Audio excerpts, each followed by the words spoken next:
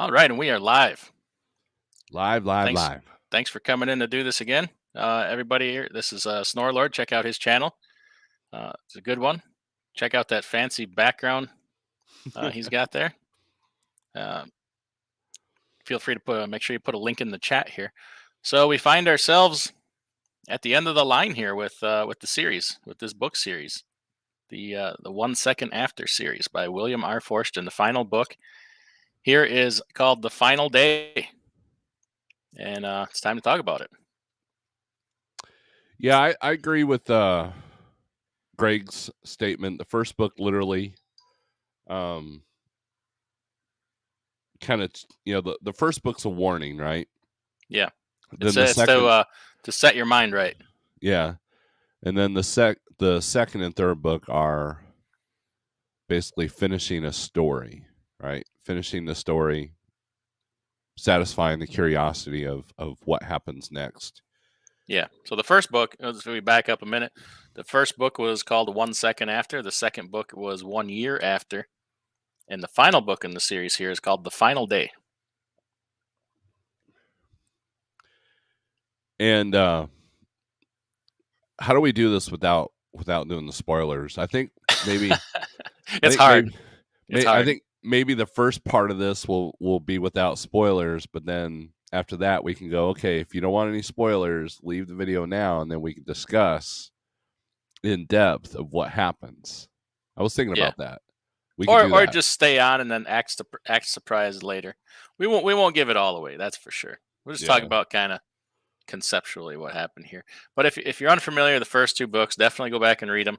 The premise of the series is the United States, well, North America, however you want to put it, was hit by EMP weapons by, we don't really know who.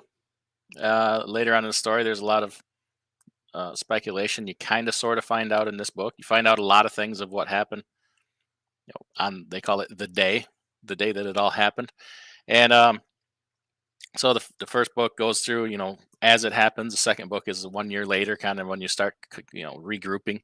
And in this book, they kind of settle some things, don't they? Yep. I didn't really see it coming this way.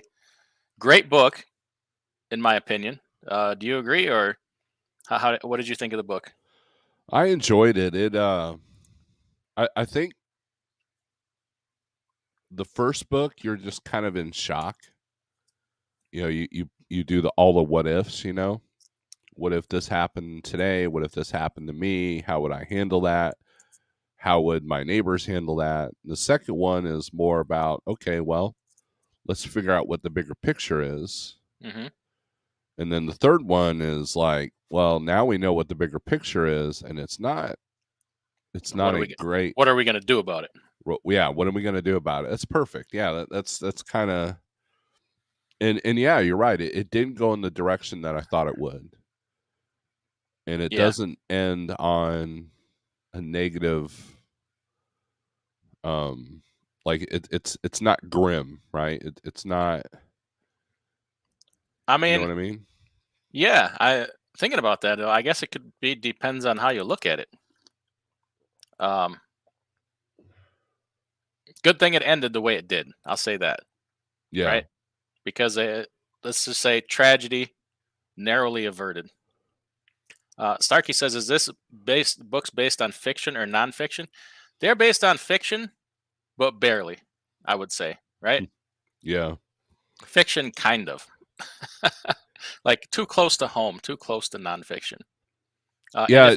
If it, like you said, it changes the way you look at things, and if it doesn't, I'd be worried about myself. Exactly. Yeah. It was funny. I was doing some reading on this book, and I came across a review, and the guy's like, "Oh, the author is some right-wing gun-toting blah blah blah blah." I thought it was pretty funny. There's no. I think there was a little bit of a political bias. Yeah. Like, you know, more so than the first two books. It gets a little political. Would you agree? Yeah, but I think it could have been far worse. I think a lot of other authors or books would have taken it a lot further. Yeah. Um, and I think the approach they took to it was right. I don't think that the characters were in the wrong at all. No, I agree. I think they did what they had to do, um, even though it wasn't. They all knew what could happen. And again, I go back to the show Jericho. There's a lot of, like, especially the way it ended, it's very similar to Jericho. Hmm. A lot of parallels to that story, where you kind of have this, like, there's some hope, but it's going to take a little bit of pain to get to that next step. Does that make Yeah. sense? Yeah. So backing up a little bit, coming out of the second book, life was they were trying to get back to some kind of normal Mm-hmm. and reestablish society, by having some power, having some communications, food systems, trying to reestablish some kind of leadership and government. And just when you thought that that was all kind of going in the right direction here, it continues on in this book, and there's even more hard choices to make. They're Mm-hmm. very, very different. And I think John, the main character, thought that his time to shine was kind of over. Like he was looking forward to being done with it.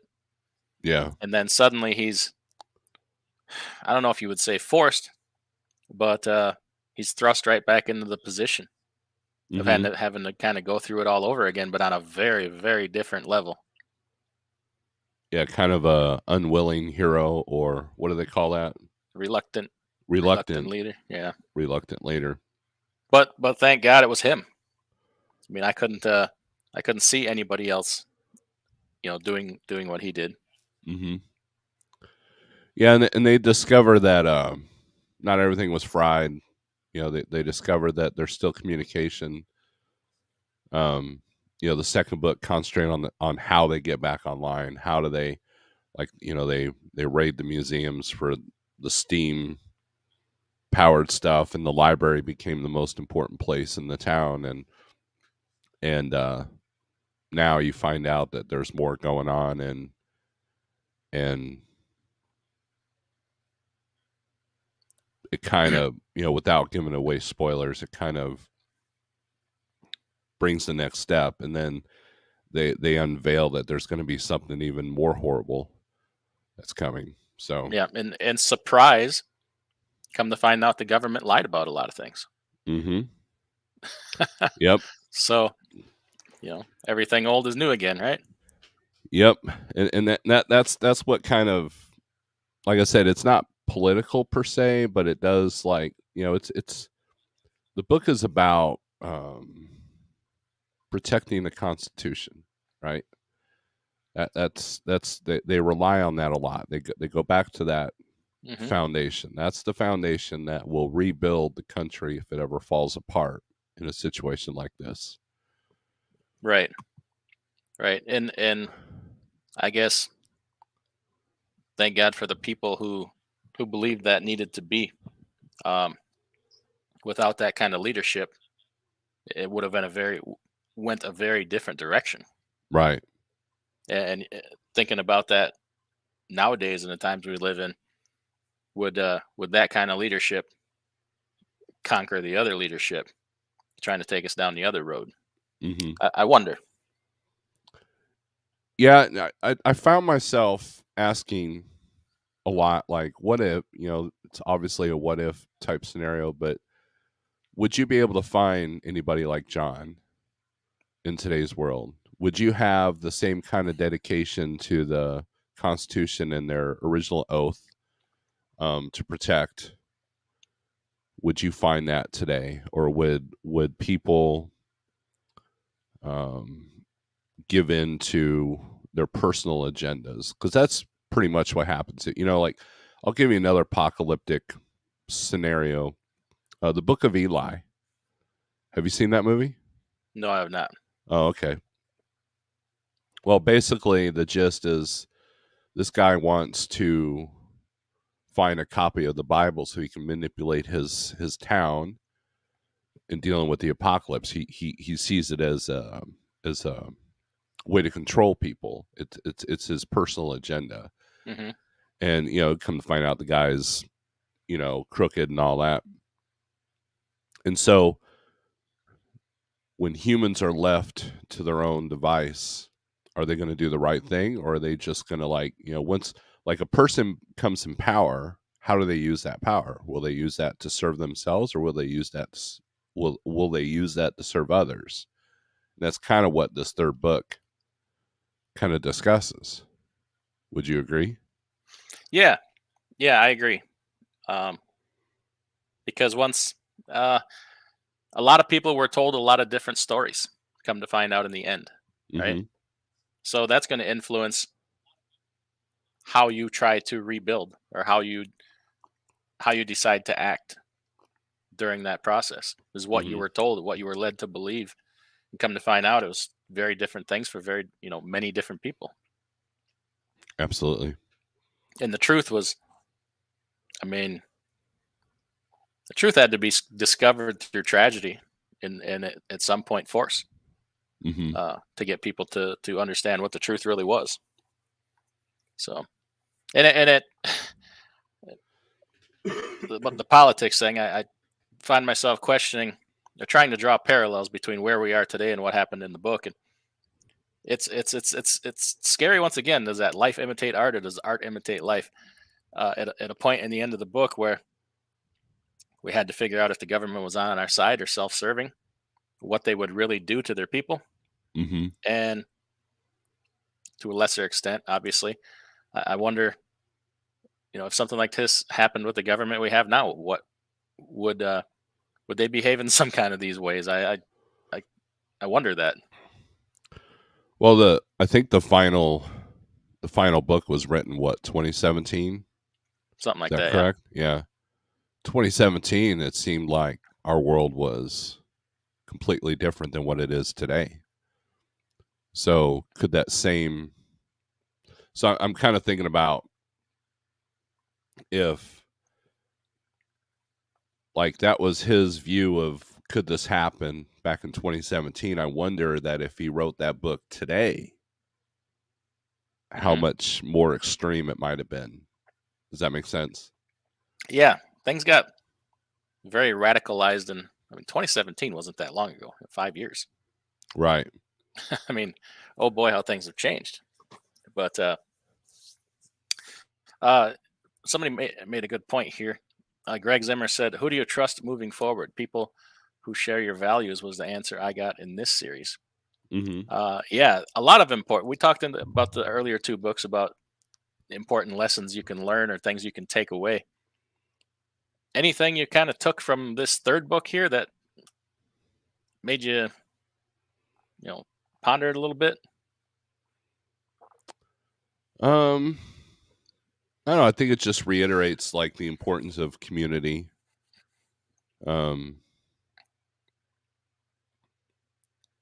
Having a good moral ground to stand on, and I thought it was admirable how they tried to have normal lives despite all the things that were against them.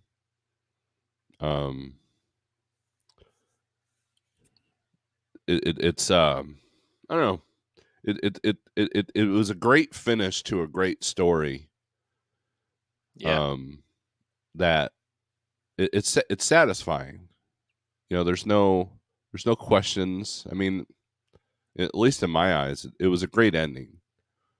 yeah. I didn't really see it coming. I figured it was going to go this way or it was going to go this way. Instead, it went, off in this direction. Yeah, But I'm satisfied. Yeah, I thought the book got a little bit slow there for a little while before the final scenario, yeah. but it was worth it. It was worth waiting for. Something I kind of took away from it is, I don't know if we talked about this with the other two, but relationships and trust, finding out who people really are through thick and thin, and who's the real deal, who you can trust. In this book and throughout the series, but more so through this book, John, the main character, would have little spats with people here and there. Like when they're the guy, I forget his name, Ed or something, that's trying to get the computers going, right? Mm-hmm.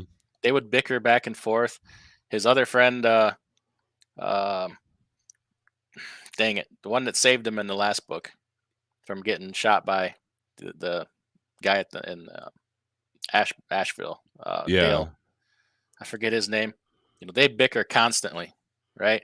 Mm-hmm. But come down to crunch time, when stuff is really important, they all drop that and they fully trust each other. Like they're by each other's sides and they go to battle and would kill for one another with no Yeah. question. They understand each other perfectly. But through the day to day, they have their small little spats constantly, and they almost go to blows here and there. Yep. But they know, they fully trust each other. They know each other, that hey, when it comes down to it, this guy's got my back. I don't even have to like give him the wink or nothing. He's just got it. I wish there was more of that. Kind of how we live in real life today. I agree. I have a lot of friends, and then there are people that you kind of have to. It makes you question that, right? Like Right. all the little bickering that we all do today. You get on Facebook or whatever, and you say one little thing, and all of a sudden there's this huge argument. And it seems like people will, it's kind of like the whole mask thing. Oh, if you don't wear a mask, you're killing us all, and like, I hope you die if you're not wearing a mask. And, it's like, again, that's where the difference of 2017 to 2022, it kind of makes me wonder.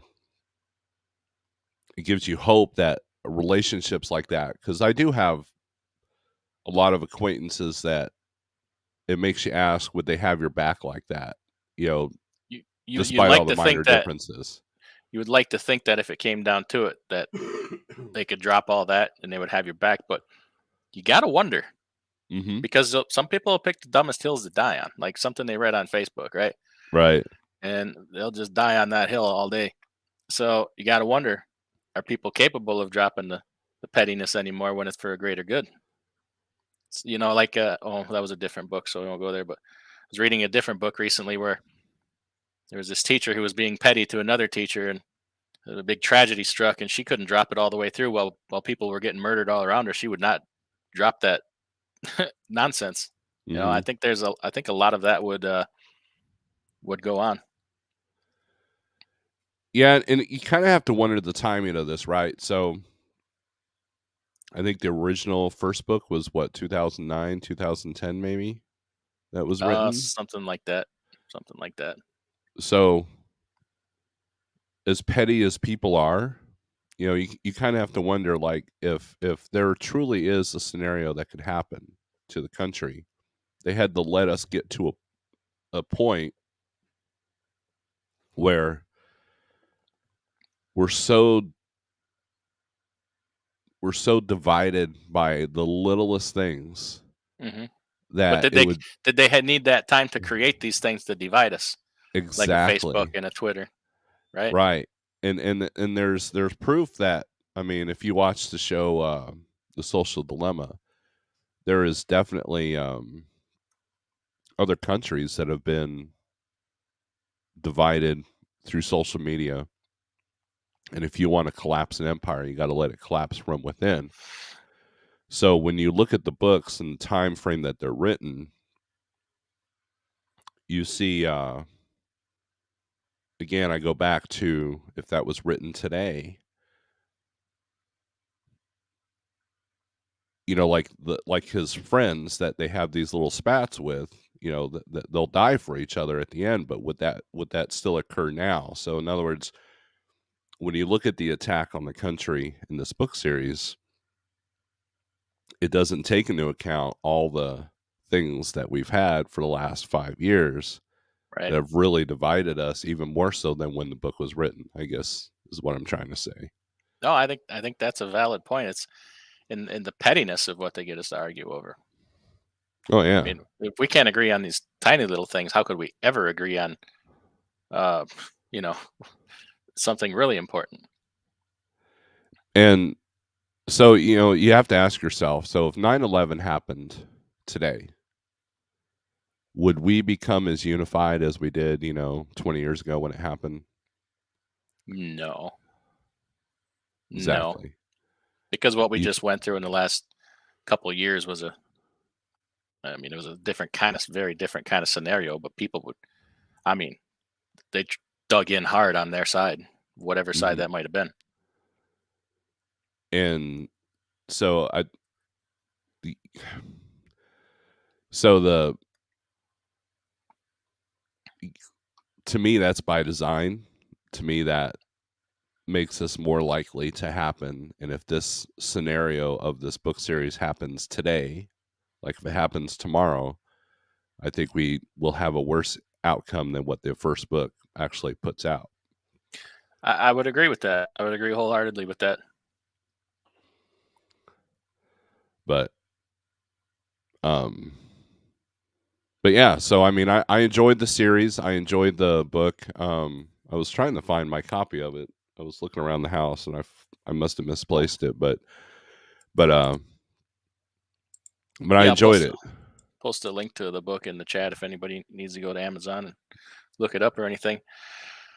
Um, what else? What else could we learn from it? Uh, Government really does have underground bunkers in cities, right? Yep. Yep. That's as real as the day is long. Um, Politicians will continue to philander and do terrible things, even in a time of national crisis, while many people are dying. Yep, Right? suit their own needs before the needs of others. Yep. Um, Protect their, I guess, their usefulness at any cost, really, or their not usefulness, but their position, their lot in life, at any cost. The other thing is I thought it was interesting that little bit of a spoiler when they come across the people that have had it pretty easy for the last couple of years. They mention that they're still overweight. Like they mention how arrogant they are. They mention how, Hmm. like, in other words, they have no idea the suffering that went on. No, as detached from the American people as they are now. Yeah. And I thought that was an interesting take because it's kind of like what we're living in today. That it's easy to live in a bubble. You could be sitting there in your office high above, not have to get out and not see the homeless problem or the drug problem that we have in this Yep. country. It's a very some symbolic parallels there. I would think, and it just shows Yeah. you the arrogance that we came from. Like the people in John's town definitely don't have the arrogance that the people in the underground bunker had. Yeah. Exactly. Um, Boy, it's hard to talk about this a lot without giving it away. I know. Ah, and I forget some of the things that were. So I guess John found he had a long-standing ally that was still alive, right? Hmm. Yeah. And that's kind of what maybe halfway through the book becomes the focus of this book.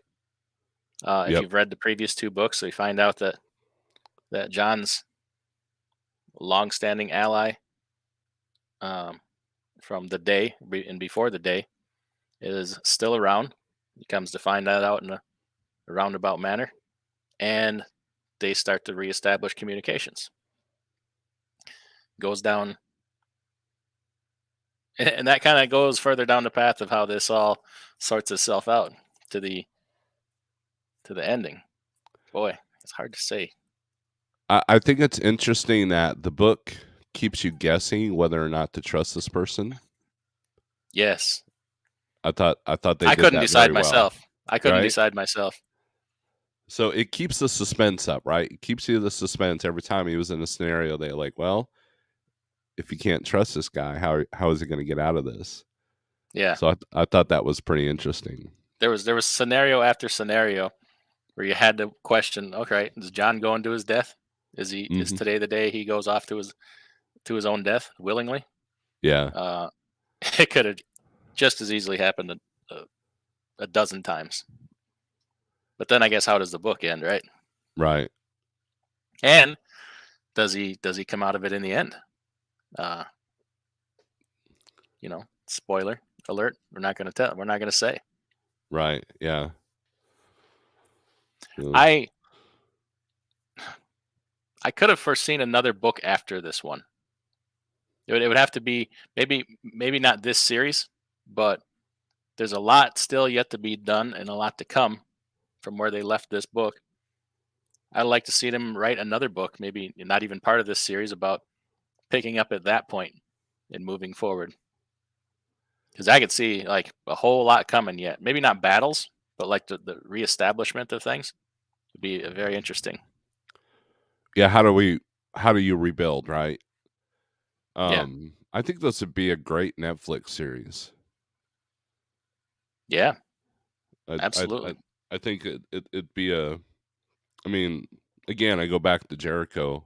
Jericho kind of ended, I guess, because they didn't get a renewal, so they kind of had to like shove everything in the last 3 episodes. But I think this would be a great series. And then they could build from there. They could like, how do we rebuild? The challenges that would be faced on trying to rebuild, and it goes back to what I was saying earlier about do you do your own personal agenda, or are you going to be for the people? And Yeah. could that be done today? If they can make a series out of The Walking Dead, there's way more here. I've never even seen Walking Dead. I understand the concept. It's zombies all over the place, right? Right. Yeah. I get it. But there's a lot to be done and taken care of in this series. It definitely could make a show out of it, an original series or whatever. It could also, just like the first book is a how to on how to deal with this. A new series could be a how to on how do you rebuild a nation that's fallen apart. Hmm. Yeah, So I'd like to know what happened immediately after the end here. Uh, could very easily say it ain't over yet. right. They did leave it open, but I don't think the author has No, any. no, I don't think No. so either. He's moved on to writing other books, which I read one of them here. It was a great book, but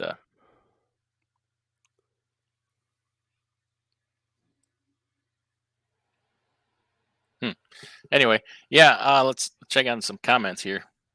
Yeah, let's read some Uh, comments, get the crowd involved, because there's a lot of people in the chat that have read this. I yeah, know Greg Greg's Zimmer. one of them. Yep. Okay, with both feet. I think the first book is a reference how to, and the next two are great stories. Yeah, I think we would we all agree on that. That's a good point. Hmm. Greg says the first book literally changed my worldview, and the other two books satisfied my curiosity on how the main characters developed in the new reality. Perfect. Yeah, that's a good summary.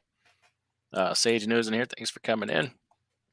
I put the link, the Amazon link to the book in here in case anybody needs to get your hands on a copy of it here. Starkey family at fiction or nonfiction. Take your pick. you decide. We might find out eventually here. Maybe it is maybe it is nonfiction. Gosh, I hope not.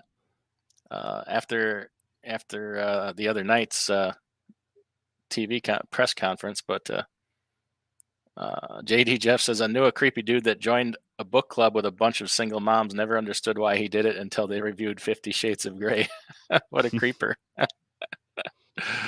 Yeah, yeah. We're just you got a lot of time going down the road, just trying to pass the time here. We all probably get into audiobooks and stuff.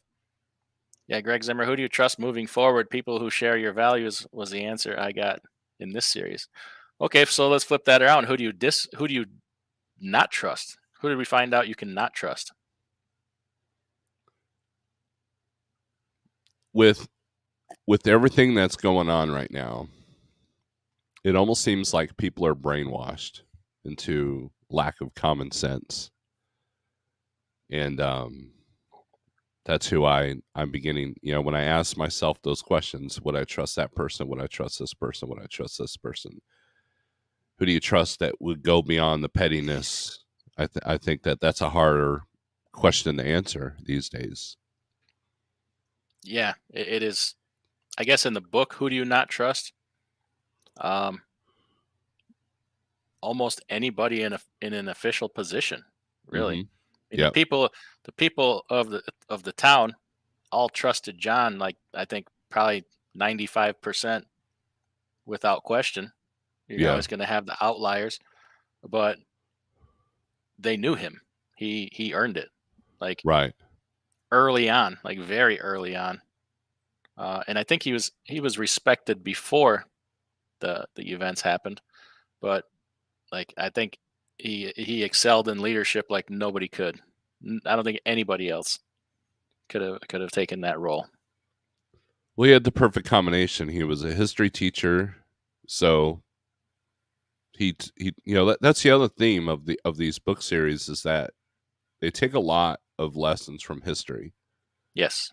There's constant reference to George Washington and these different battles that happened in World War I and II. There was plenty, or Revolutionary War. I mean, there was plenty of parallels. Not parallels, but a Oh. lot of references too, right? So something I forgot. Yeah, it happened in this book. Uh, John, as a leader too, had to engage in a lot of diplomacy. They had to form in this book. They had to form an alliance with one of their biggest, uh, what would you say, enemies, rebel factions. Mm-hmm. Um, Yeah. and in fact, these people tried to murder him Yep. in the past. So I can't imagine that was those. There were some very very tense moments in this book. Very Mm-hmm. tense. Um, I imagine. I'm not so translate it to real life. Could people really keep their cool in some of these tense moments, like we're in this book? I'm like, me sitting here listening to it, riding around my lawnmower, I was feeling stressed. I'm like, don't geez, just calm down. Don't do it. Like everybody just stand still. Yeah. I couldn't imagine him being in a position like that, much less. We got a lot of fidgety people right now, tweakers and ADD, and one wrong move and everybody could have been dead. Well, I think that's where the weeding out of the weak that the first book talks about. I think that's where I think that's the difference, right? So like if you didn't, like most people in that situation with that tense, they've survived this far. Hmm. So it makes it more believable that no one kind of lost their stuff during the tense moments. Yeah, and Whereas, sorry, go ahead. oh no, what? No, go ahead. John's reputation as a leader traveled far beyond his own community. I mean, people learned about John all across the southeast. Probably all across the country.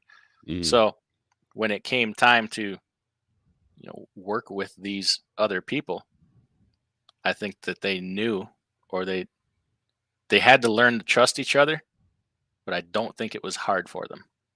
right. I think he had a lot of respect. Yeah, even though they were mortal enemies, he had their respect, and he gave them their respect. Like he did not, no, in no way, shape, or form did he make them submit. Did he try to conquer them? It was all through mutual respect in deeds and actions.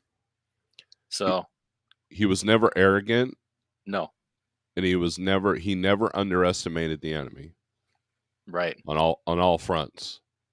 Yeah, yeah. You don't. I mean, when's the last time you encountered a leader like that? Do you go back to freaking Eisenhower? I mean, how far back do you have to go? Right. Yeah.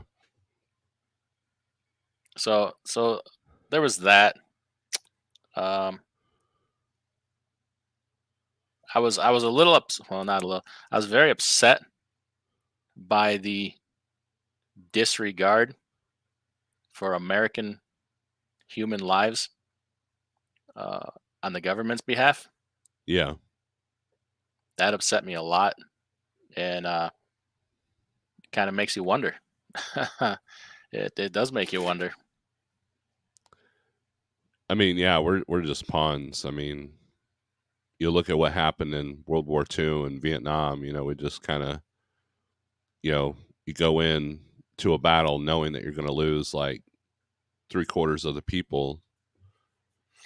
We're just pawns, so the fact that they want to eliminate,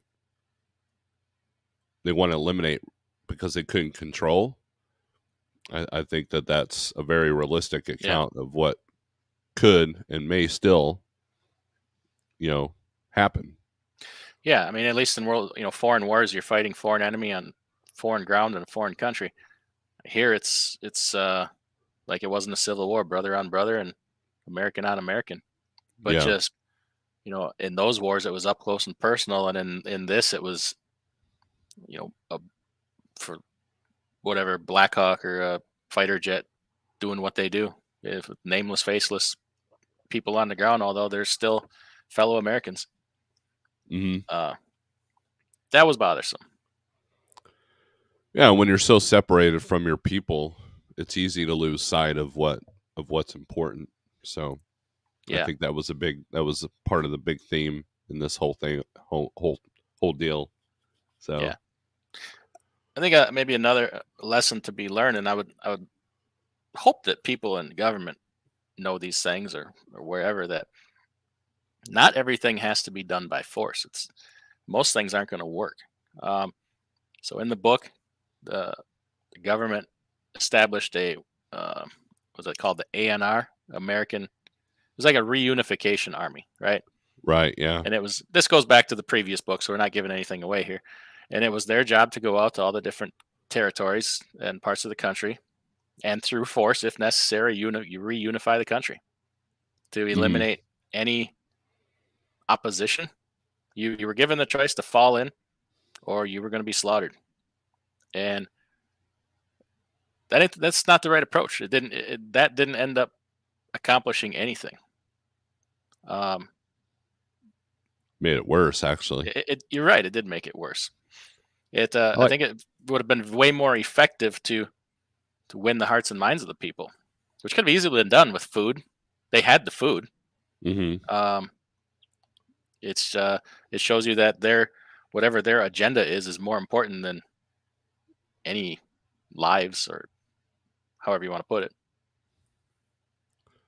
I like Sage's question. Do you think other countries would step in to control the U.S. because we are a nuke country? That very thing happens in the book. Yep.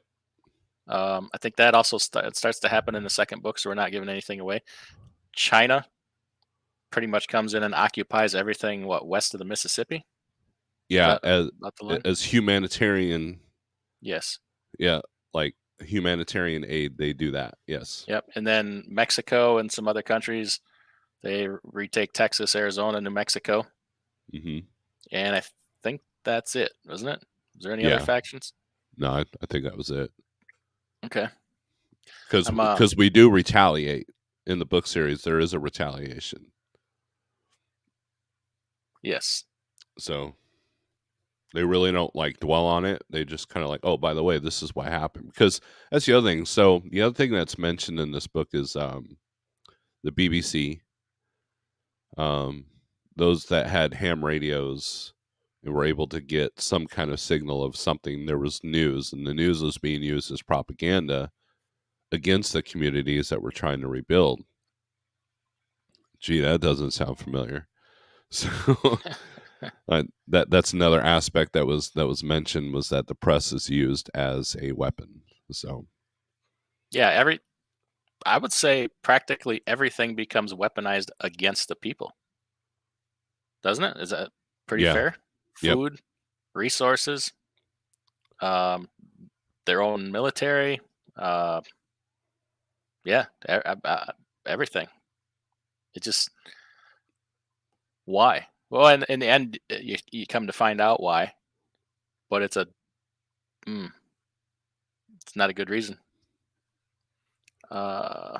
Starkey says, where do we go? I think in general, I think humans would end up like a Mad Max movie. You might be right, but man, I hope not. That's wasn't fun for anybody, except for maybe Mel Gibson.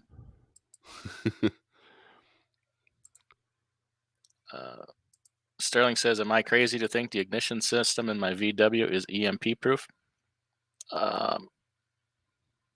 Is it? Would the coil be? That's imagine. I don't know. Battery charging, current going through a coil. I don't know. Largely everything else would be, I think."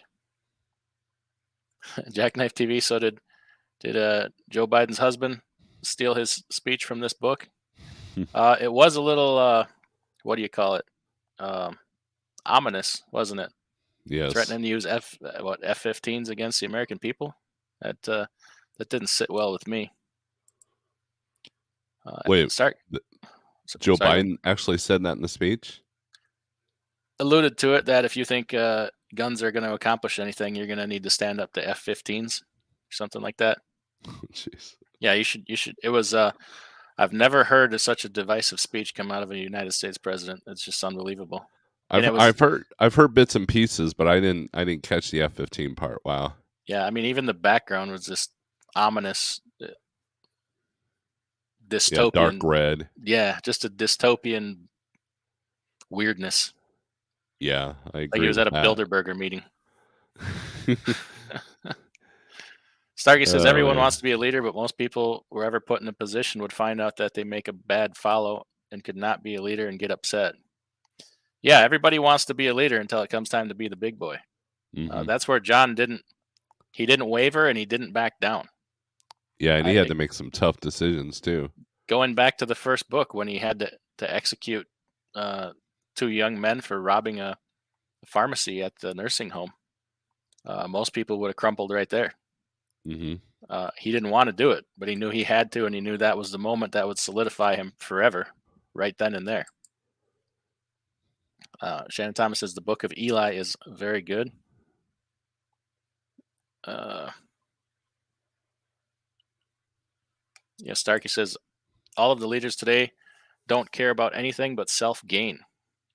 Couldn't argue with that. I think some of them probably go there with good intentions, but it probably doesn't take long to get swung the other direction. Oh yeah. AB says, I bet he thought he was a leader of China with that background. Yeah, that was who puts these things together and thinks that they're a good idea. Like, isn't there somebody to say, no, we're not at a Bilderberger meeting. We're not burning an owl in effigy out here. It's you gotta check it out. Well, I did see the part. I mean, this is a sidebar note, I guess. I did see the part where he mentioned that MAGA was the biggest threat, but then he mentioned how small the faction is. Well, are they a threat or not? So it was very self-contradicting, the parts that I did see. I mean, you're kind of sort of declaring war on half the country. A threat. Calling somebody a threat is not a light thing. I haven't, like I said, I haven't watched the whole speech, but I did. Yeah, I didn't like it. It was from as divisive as I've ever seen. Yeah. Bill Beasley in the house. Thanks for coming in. Politics equals get reelected and line my pockets. Everything else is a distant second. Yep. Yeah. And Jackknife TV is right. So MSNBC interviewed the man the very next day, and he didn't remember. He didn't acknowledge he said any of it. Like he either didn't remember or it's probably just inconsequential. AB says, I wish Americans would start seeing through the BS. Yeah. I don't. Greg Zimmer says I don't trust the FBI at this point, and that fact really saddens me. Who do you trust? Who has earned your trust? Who deserves your trust? I think you develop your own principles. You trust yourself, and you learn about the people around you, and determine who you can trust there. Yeah, that's where community becomes important. You got to know the people that you're neighbors with. You got to know the people that you go to the store with. You got to know the people that are in your community, and a lot of us don't do that. We're all holed up in our homes and don't get out. Like I imagine there's quite a few people, even in this chat, that don't know the names of their neighbors. Yeah. Greg Zimmer. Oh, very, very good comment. A great storyline moving forward in the series would be, how do you handle criminal justice? Do we just keep shooting people in the head for stealing?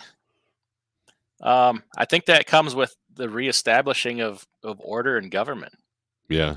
So in the small town in North Carolina, Black Mountain, that's North Carolina, not South Carolina, right? Yeah. Right. Yeah. So they were doing that. They were establishing their own criminal justice system, their own law and order and rule of law. And you know what? It was largely based on morals. People think, right now, oh, don't impose your morals on me. Don't. Well, this is where you got to start.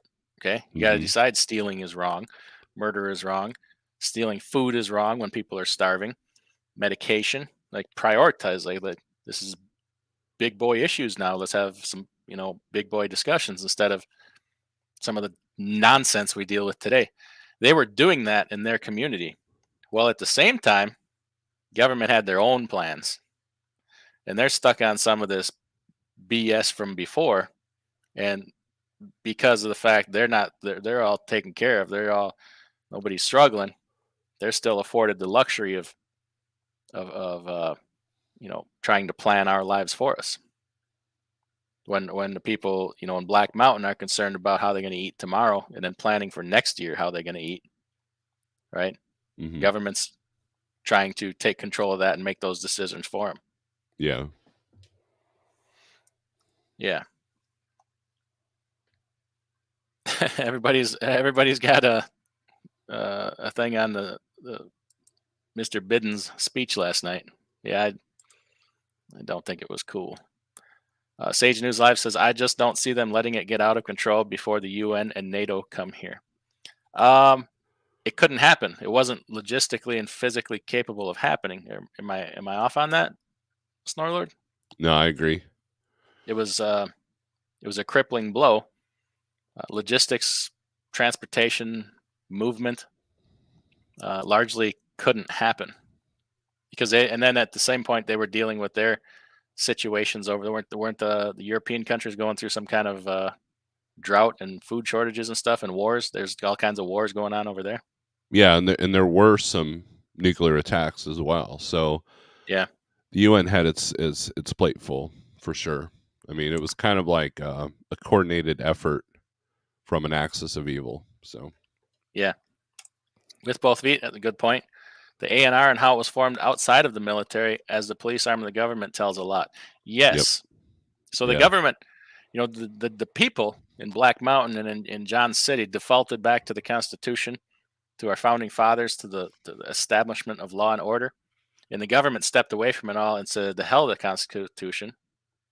Now's the time for us to all enforce our agendas and put things to the way we think they ought to be. And it was a butting heads of those two sides. Kind of like today, right now, in the real world. That's right. That's right. Didn't the president once say that the Constitution isn't absolute? Oh, they say it's what do they call it? A living, breathing document or whatever. Mm-hmm. I don't know. Yeah, George McElroy, I agree. YouTube is fickle, so I can't read all comments. I hope you understand. Mm-hmm. It's not that I don't regard them or disagree with you. I don't want my channel taken down. Right. I hope you guys appreciate that. I'm not ignoring you. Sage News Live says the worst part there is someone. Okay.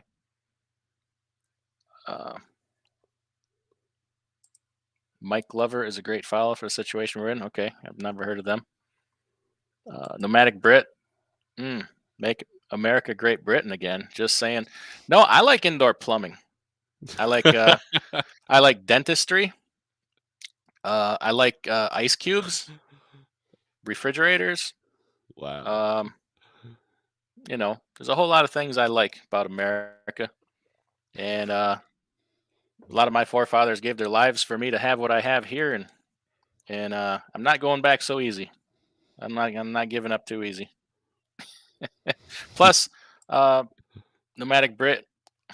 Where was Britain when the U.S. was going through the experiences in this book? You guys were late to the party, man. You're late to the party. Trucker Clyde says I make it a point to know which of my neighbors is strong and weak. It's not hard to find out. Yeah, especially when they show up drunk on your porch a lot. I've got 2 alcoholic neighbors. One hit my car, and the other one is comes by every time he sees us outside. Hey, I'm moving to Florida. I'm doing this. I'm like, bye. Yeah, it's gotta love alcoholics, right? Yeah, most of my neighbors are pretty good. I got one Karen, one extreme Karen, but they're ways down the road, so I don't care. I'm pretty grateful that none of them have bitched about my truck, so I'm knock on wood on that. So yeah. Marty says, is Taiwan going to get into a war with China? They're definitely in a pissing match. I tell you that. It's a tense situation. I've seen videos of equipment movement in China, which it's kind of interesting. So there was a couple of YouTube channels that were showing the equipment collection that was happening around Ukraine. And I remember that this is like a year ago before all this started, and they were like, oh, it's never going to happen. It's never going to happen. Meanwhile, they show on satellite, no, this buildup's actually happening. Mm-hmm. And then now we see what happened. Well, the same thing is going on now. There's a lot of buildup of equipment. Sage has been talking about all the ships heading in that direction. Yeah. So I believe that there's something inevitable that's happening. China's only going to be quiet for so long. They have a 1,000-year plan. Yep. Who knows when that 1,000-year plan is up, by the way. I mean, but they just sit back, they'll put up with a lot, and when the time comes, they'll know when it's their time, when they feel it's appropriate for them to do something. Delete your TikTok. What's that? Delete the TikTok. Delete it. Yeah. Is that still China? I thought they had to give that up. There's a Chinese news source that I follow that both Australia and American government on both far left and far right have said that this is a national security issue of the TikTok app. And then, you can watch the Joe Rogan video where he talks about the terms of that you have to agree to have it on your phone. Okay. It's not only that, but the mental illness that's displayed on there that it's causing. Yeah. I mean, we could do a whole video on that, just on that alone. Pedophilia. Have you seen on this how much of the pedophilia goes on TikTok? Yeah, and it's astonishing. There's a YouTube channel I watch called Odin's Men. This is an old guy that pretty much reacts to a lot of that. Yeah. It's and I tell people, like, oh, you're blowing this out of proportion. I'm like, all right, well, if you watch TikTok, try to go 7 days without watching TikTok. Your brain gets addicted to it. Yep. Constant stimulation. But they are tracking all your key stroke movements. They know your passwords. It knows your credit card numbers. It knows everything. So, Trucker Path is kind of the same way. It's owned by a Chinese company, so they know the entire infrastructure. I don't know who owns it now, but the people that started Trucker Path it's Sanjay from MUDFLAP. He started Trucker Path. Yeah. Yeah. So just delete your TikTok. Yeah, I don't know why you need it anyway, because all the TikTok videos are on YouTube. Just come watch them on YouTube. Yep. I've never been on TikTok a second in my life. It's all on YouTube. Don't need to be. Just go to YouTube Shorts. I have a couple of friends that send me TikToks, and you know, I'll watch like from a browser, but I don't have a TikTok account or nothing. And yeah, there's definitely I mean, it's destroying kids' lives. I mean, I think that's part of the collapse from within. Mm-hmm. I think that's the difference between now and 2017 when this last book was written, was that it doesn't take into account the damage that social media has done to this country. Makes it a lot harder to be a part of these communities. But I got to put some of it on parents. They use it as a babysitter. Like, what are you doing buying your 7-year-old a cell phone? Yep. Turn it off. You don't have to let them watch this crap. I know it's hard to keep them from it. They don't need a phone. I mean, we all grew up. We're alive. We never had a cell phone. With boredom comes creativity, right? Yeah. It's that need for constant stimulation. Yep. I was the kind of kid that if you put me outside, I could turn like a leaf or a stick into like a toy, right? You know, I was that kind of kid. You know, now kids aren't given that chance. No. You know, they don't even know how to write their name in a snowbank. You tell them to do that, they look at you like, "What are you talking about?" Yeah, that's funny. Oh, Caddy Wampus says, Britt says, where did it go? He says, "We don't want your crummy politics and BS feminist pandering." Yeah, we like the nomadic Brit, but we got to give him some grief. We like him. He's one of the good ones. He left that place and came over here. He gives us grief, but we give it to him back. That's right. It's all a good-natured ribbing for now until the war, and then hey, Britt, you know, hope you picked the right side, man. I'm just saying. Jack Theresa, I highly doubt the UN or NATO would care to help the United States in any way. Oh, we are to them as bottomless pockets, much of the world. Yeah, I mean, if they're not getting our money anymore, what do they care about us? I kind of get that just from the books too. It's like, okay, well, the richest country just collapsed, so yeah, That's a good point. They easily dropped us. Yep. Like the kind of aid we give to the rest of the world. Granted, most of it comes with stipulations and blah blah blah agenda, but the kind of aid we give to the rest of the world wasn't reciprocated. Most countries saw it as an opportunity to like China to get a stronghold on us, or Mexico to take territory back. There wasn't like food aid and those kinds of things, right? Right. I think, I have some friends that are very well traveled around the world, and there are a lot of perspectives that we're the bullies of the block. And so I think that there's a lot of countries that would fail to have any sympathy for us if something like this was to happen. The Great Santa or the Great Satan. They see it one of the two ways. Yep. Yeah. And in some circumstances, rightfully so. We do a lot of good in the world. We've done some crappy things. Who hasn't? Right? It's the dang humans. Yeah. Doggone parasites. So yeah, I mean, we miss anything about the book that's worth? It wasn't as long a book. I don't believe as the other two. It had some slow points, I think, but it's worth this. I think it started a little slow. It was just merely pure story, but you could tell something was coming. Something's about to pop off. Like it's the instances of conflict, not conflict, but of encountering potential conflict just increase all the way through the book, and pretty soon you're like, oh, okay, I see what's happening here. It's on. I agree. I think that the first 4 or 5 chapters were kind of like I could easily put the book down, but then once it got to a certain point, then it became like the others where you couldn't put it down. You were going through it. Yeah. So quicker. Tense moments. Which book Now, I guess we could talk about all three of them now. Which book do you feel like had the most tense moments?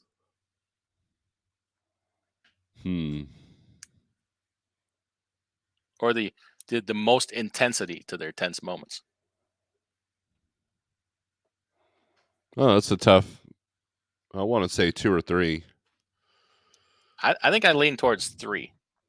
Yeah, Because I agree. maybe because of the intensity of them. And then as far as action, I would say probably the first one had the most action in it. That'd be fair to say. Yeah, It yeah, was almost definitely. nonstop. Well, yeah, I think the first one was definitely hard to put down. What's the word I'm looking for? Pace, right? Because all this stuff is happening, and you're just looking for relief. Whereas the second one, now you're starting to get some answers. You're starting to get some relief. But the third one, it's like, okay, now we're absorbed in the story, and then all of a sudden it just pops off. I Yeah. remember, you and I were talking. I was on one of your live streams, and you said that you asked me what part of the book I was in. I told you, and you're like, "Yeah, it's getting ready to pop off," because you had gotten further along, and you were right. I think it was right after that I got in that chapter where they were attacked at the house, and that was when that's kind of what sets it off. Yeah. So Yeah. It's that trust thing is hard to figure out. Like John does not know which way to go with it, yeah, and it's tearing him up inside, trying to figure it out. It was killing me. I'm like, damn, which way do you go with this trust thing? hmm Um, had to just let it, and he was smart. He was wise enough to let it play out over time. He protected himself, like was prepared, hmm but put himself in a position to let it play out a little bit so he could see which way he needed to go with it. I think there's a point where he was like, if I'm wrong, then just do away with this whole thing. Yeah, You agree with that? yeah. It was. I think he knew the. How do I want to say it? I think he knew the inevitable outcome, and I think he accepted it. And he was like, okay, it's either going to happen right now or it's going to happen later. So if it's going to happen now, let's get it on. Yeah. Let's just get it over with. Um, at a certain point, I didn't see any way out of it for him. You know what? At some points there, um, I'm surprised to see it go the way it did. Yeah. Um, so where do we go next from here? Oh, we got to figure out another book. What kind? Okay, what kind of book do we want to do? We got pretty apocalyptic and all that stuff here. Do we want to stay in this genre? Do we want to? What do we want to do? I don't know. I did read one more book here, kind of out of the blue. It's called 48 Hours. It's also by William R. Forstchen. Oh, okay. Uh, quite different, but also along the same theory of, hey, look what can happen. Really? Yeah, it exposes a very big weakness in our country. Like you gotta. I can see how people get caught up in the thing of you have to keep us safe, right? You have to keep us safe, but being free is sometimes dangerous. You're exposed to things. That's part of being free and having a free country. So, in this other book, 48, I think it's 48 hours. Uh, some bad people choose to come and exploit some of our weaknesses that we've never considered, and it's a Hmm. terrible thing. But I'd be happy to go down another road. Anybody have? We've had a lot of suggestions here. So after the first book club review, where do you want to go with it? What's next? I don't know. That 48 hours seems pretty interesting. Maybe I'll get that one next. Of course, you'd have Okay. to wait for me to catch up on that. We Or can do you go with want to? some. Oh, go ahead. Sorry, go ahead. No, go ahead. No, or we can go with some classics like Fahrenheit 451. Or something Why don't like we do that. that so people don't get tired of? It's easy to get discouraged and go down a dark path here with this kind of thing. Why don't we do what do we want to do? Fahrenheit 451 or what's the other Big Brother? 1984. 1984. I'd be Let's happy to go do with either one. Fahrenheit. Yeah, let's go with Fahrenheit. Fahrenheit 451. Okay, that it is. Let me find a link here. We'll get it in the chat. So I read that junior high. I think it's probably 7th grade. So Yep. it's gonna be. I remember this. It's the temperature that books burn, right? Is Yeah. the subtitle? Yep. I've forgotten most of it. You care to give us the premise? So it's Ray Bradbury is the author. Yeah, you know what? Link. That's going to be a great one because there's a lot of things that book predicted that are happening right now as we speak. Like in the fact that you haven't read it since junior high, you're going to be like, it's going to be a whole new book to you because you're going to look at it from a different understanding. I mean, I haven't read it in like 20 years, but I'll reread I remember. It. I remember 1984 parts of that are very distinctive in my mind. That are like, oh yeah, this is this and that's that. And Big Brother is a Amazon Alexa or an Echo. It's how you could not understand that. Where wars and rumors of wars and this and that. But yeah, we'll revisit. I put the link to Fahrenheit 451 in the chat here if anybody wants to take a look at that. George McElroy says The Creature from Jekyll Island. Yeah, I've read that book. That's a book that people need to read. We could probably get to that. My wife has read that. I think she's finally finished it. But that's a good one. Do we want to briefly hear? I can't stay. How are you for time? Are you okay? I'm good on time.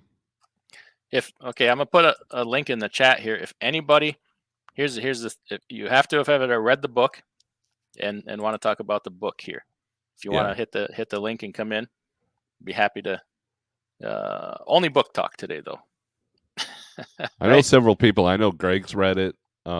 Yeah, Greg, if you're not driving and not driving, I don't want to bring anybody in here that's driving and be responsible if something happens. Right. So yeah, we'll do. I'm gonna write that down. We'll do Fahrenheit 451.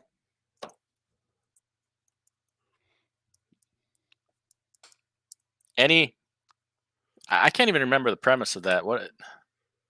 It's kind of dystopian thing, kind of like 1984, right? It is, yes.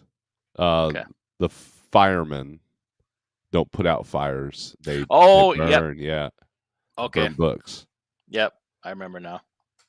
And yeah, this will be a good one because I think once you read it, you're going to be like, I mean, it predicts everything. It predicts earbuds. It predicts big wall TVs. It predicts interactive media. Yeah. So video calls, right? Yep. I remember as a kid they talked about that and trying to think of what it would be like. I'm like, you mean my home phone's going to sit on the counter and there's going to be a screen on it, and while I'm talking to somebody on the phone, I can see that. Oh, come to find out, you're going to hold it in the palm of your hand, and obviously can't do anything in life without it. Right. And everybody's going to have one. Yeah, it's not what we think it is. So with the Fahrenheit 451, with these books, other books, 1984, where are you at with? Is it life imitating art or art imitating life? Or is it both? It's both. Is it both? They learn from each other? Yeah. I mean, I think there's a story with the guys that created the Sony Walkman. You know, they like approached Ray Bradbury and they're like, you made these, because of the things that he wrote about in that book. The thing that really stood out when I read that book in junior high is the darkness of the human spirit. And I think I think it makes it a scarier book now than it was when we were in junior high. Because as an adult, you understand that. Plus, exactly. Society's very, that was 40, 30 years ago or whatever. Yeah.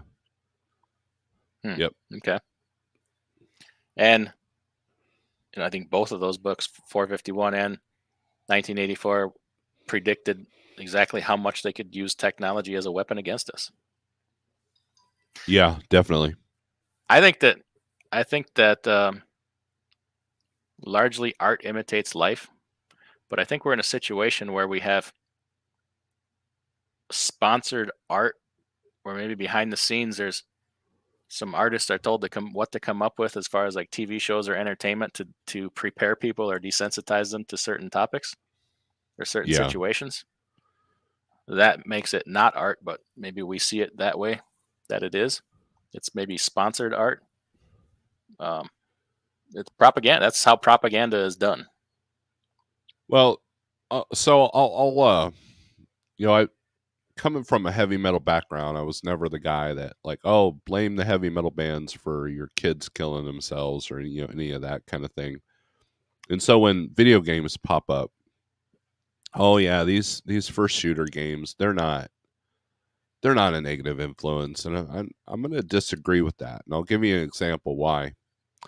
So when that shooter went into Albany, New York grocery store, Hmm. he was actually live streaming on, I want to say, Twitch, and we went to an event recently. My wife and I went to this event where they actually had, it was a training event for those kind of things, and they actually had the video from that that was on Twitch that they obviously Twitch removed the video or whatever, and it literally looked like a first shooter game, except you realize that these are real people that he's taken out. I mean, it literally looked like one of them first shooter games. It's crazy. And so you have to wonder, what was the first shooter game that we had in our it was Duck Hunt, Mario Brothers, Yeah, Duck Hunt, Nintendo. yeah. Well, that was innocent enough, right? You shoot at these ducks and the dog Hmm. laughs at you when you miss, But that evolved into what you see today. And I think that what that does is the guy that was doing that shooting, if he viewed it the same way that you view a first shooter game and had no sympathy for these people whatsoever, Desensitized. desensitized, right? So I remember after Columbine, they tried to blame like Marilyn Manson and all that stuff, and there was one of the parents um of one of the deceased kids, and the reporter was, oh, what do you think of bands like Marilyn Manson, blah blah blah, and he was like, that's not who killed my kid. Bad parenting, lack of common sense is what killed my kid. Yeah. And so that takes common sense to kind of realize that, and I think a lot of that common sense is going away.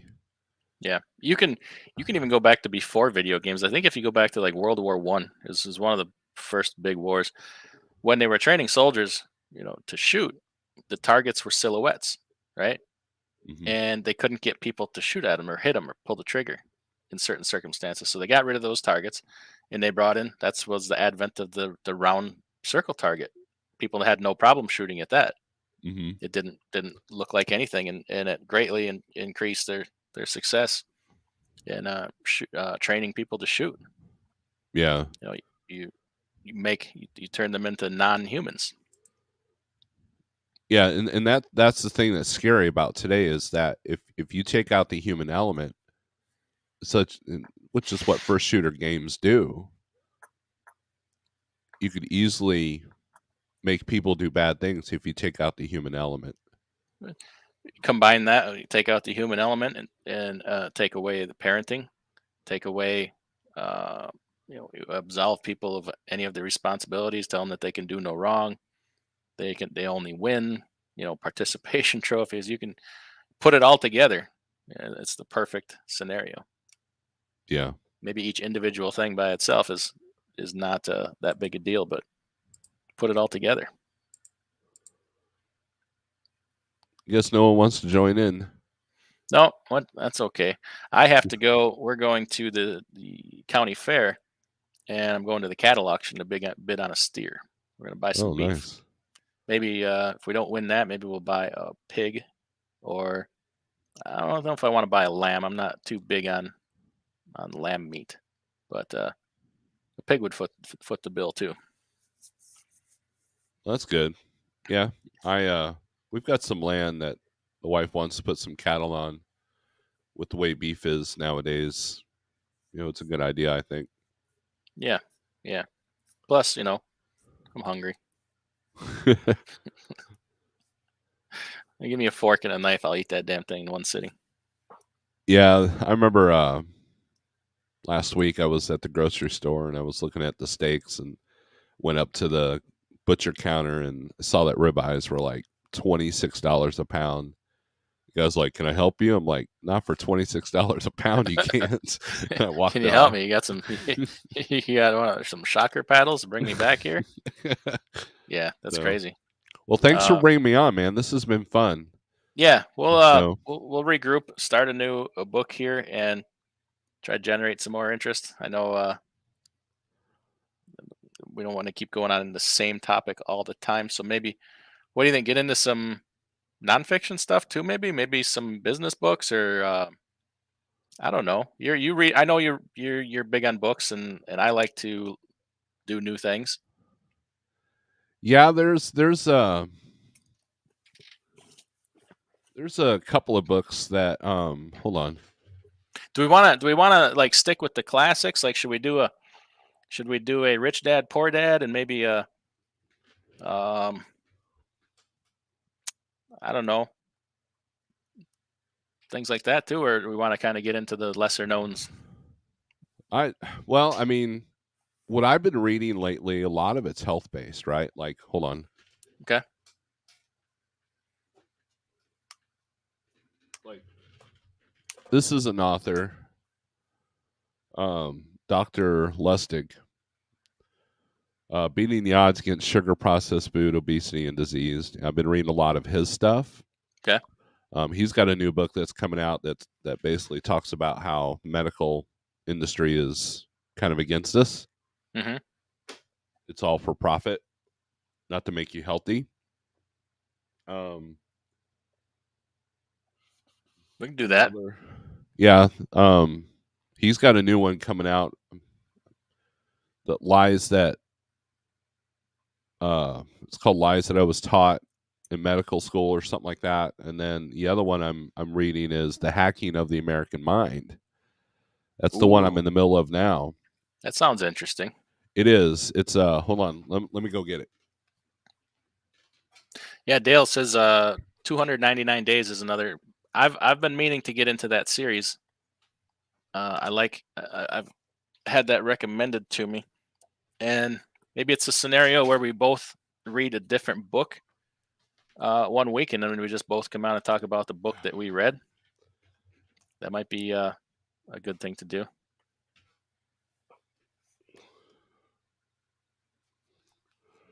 Oops. Dang it. Oh, just throwing things around. Yeah. All right, so The Hacking of the American Mind. Maybe this will be the one that we do after Fahrenheit 451. Okay, let me write it down. Go ahead. The science behind the corporate takeover of our bodies and brains. Ooh. You got my interest. You got my curiosity. What do they have to say about social media? Well, that's the thing. This book was written. I don't have my glasses on to see what year this was written, but basically, he talks about dopamine and impulse reactions, and he's all but said that it's intentional. And I think the only reason why he doesn't say it's intentional because, well, it put him on a couple of lists, right? You could probably be held responsible for that comment too, maybe. Yeah. So I'll send you a couple of videos that talk about that. But basically, he's figured out that a lot of the food and a lot of the neural marketing is based off of the human addiction to dopamine. Okay. For example, if I go 30 days without Facebook, there's an obvious withdrawal. Not that I'm on Facebook all the time, but it kills. You're never bored, right? Oh, I'm not doing anything right now, or I'm waiting for a RateCon. I'll check Facebook, that kind of thing. But he's figured out that the food is being manipulated and addictive, same as cigarettes were back in the day. So, but it's called The Hacking of the American Mind. So it goes far beyond the food. It's not a food type book. It is a book that talks about how we're just manipulated into consume. So, like I said, I'll send you a couple of videos. Yeah. Definitely. We'll do Fahrenheit 451, and then after that one, we'll do the hacking of the American mind. So, everybody, brush up on your books here, and maybe if anybody ever wants to join a discussion, be welcome to. I like to hear different people's perspectives. Greg Zimmer had some interesting thoughts on this book, and yeah, everybody. That's the thing about books. Everybody can take away their own thing. It's kind of neat. There's not somebody on a magic box on the TV telling you what to think. Exactly. So how long are they going to let us have access to these things called books? Sounds like they're poisoning our minds and encouraging free thought. Well, they're trying to change. Of course, they touch on that in 1984, how we're putting different meanings. Words don't mean what they're supposed to. Yeah. What they call it, think speak or something like that. Yeah. So when you change all books to digital, it's way easier to change everybody's Kindle than it is to go and republish every book, isn't it? Yep. They can change what books say. Yep. So, but well, cool. This has been fun, man. Thanks for having me. This is I hope it's a hit on your channel. And you didn't put it's an end here. Put your link. We gotta have your link ready here. If you want to put it in the chat, and then put it in the comments after the video here. If I was any kind of a host, I would have it ready to put in the. That's okay. My bad. I'm sorry. Everybody knows who Snorlord is by now, don't you? Yeah, I mean, I've gained a lot of subscribers thanks to you, so I appreciate that. Well, good, excellent. Yeah, let's end this here and hang on there for just a second. And everybody else, thanks for coming in. Hopefully, we'll do it again. Get some new books and keep this thing rolling. Everybody have a great day. Later.